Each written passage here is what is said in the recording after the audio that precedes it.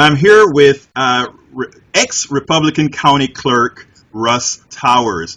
First of all, Yeah. Russ, there's something special about you being the county clerk in a place, a little town called Paris, Texas. Why don't you tell us the story of how somebody like you became the county clerk? And I think you understand what I'm trying to say here.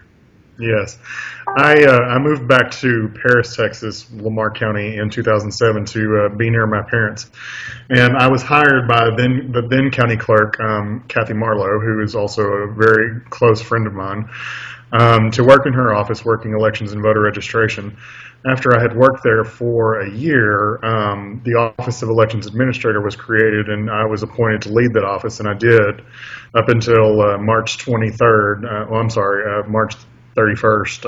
I think it's 31st, 2015, when she retired, and I was appointed to fill her position as county clerk.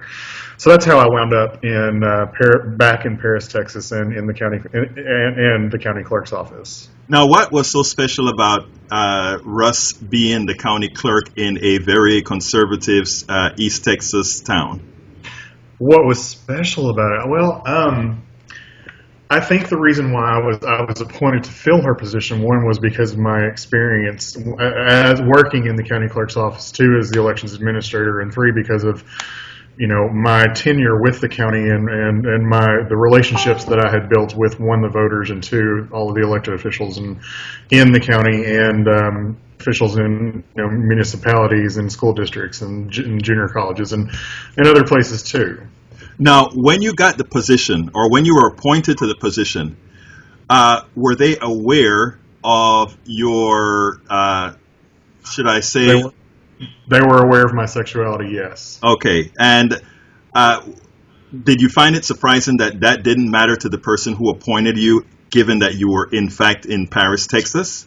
It didn't surprise me, only because I know that they knew me, and they knew my capability, and they knew my experience. And they also believed in me. It was a unanimous decision by the Commissioner's Court to appoint me. Now, this is actually a position that you're elected for. So Correct. In order to keep that position, you had to run for office again. So you got an opponent, is that correct? Yes, I did.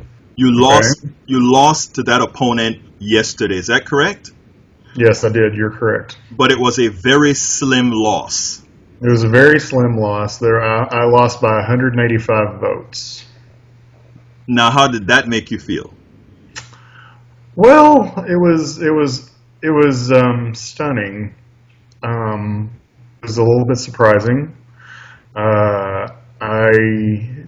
was very surprised, especially because my opponent has a very lengthy criminal history, that people chose to elect somebody with that type of history as opposed to a gay man who has done an outstanding job for Lamar County. With no criminal history?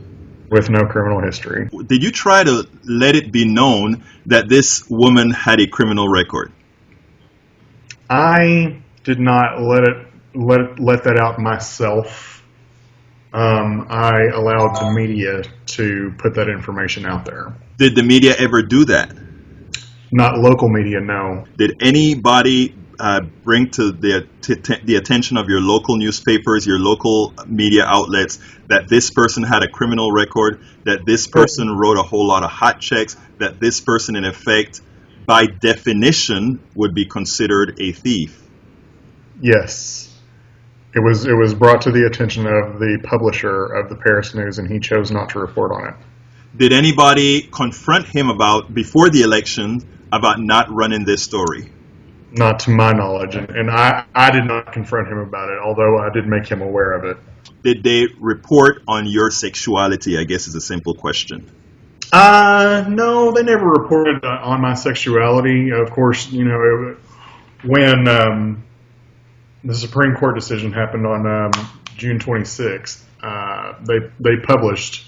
Mary Mayfield, a writer for the Paris News, she interviewed me, and she didn't report on my sexuality. She did report that I would be issuing marriage license according to the Supreme Court decision. Though it was common knowledge for a sect in your community that, in effect, they had a gay county clerk. Oh yes. Yes, they were all. Everyone's aware. I've never hidden that from anybody. It seemed to me that I understood you to say that you're now disappointed in politics and would be leaving politics. Yes, I have. As of this moment, I have no desire to go back into politics. Our body politics, that's the way it actually works. It attempts to keep people out. That's how the progressivity is lost. So I hope that after the pain is done, after the pain is over, after you get over this, that you'll actually consider going back into politics, because what we actually need is bold people of every gender, race, sexuality, or whatever to get in there and not cede power to bigots and all the others. Yes, and it takes support from especially the lesbian and gay community to get behind their people who are trying to do something and move the needle. Absolutely agreed with you. Well, Russ, it was a pleasure speaking to you, and I think this is a story that must be told. I think Paris could have made good history. Paris, Texas, that is. Yes. Instead, I think what they've done is put a sore on their butts.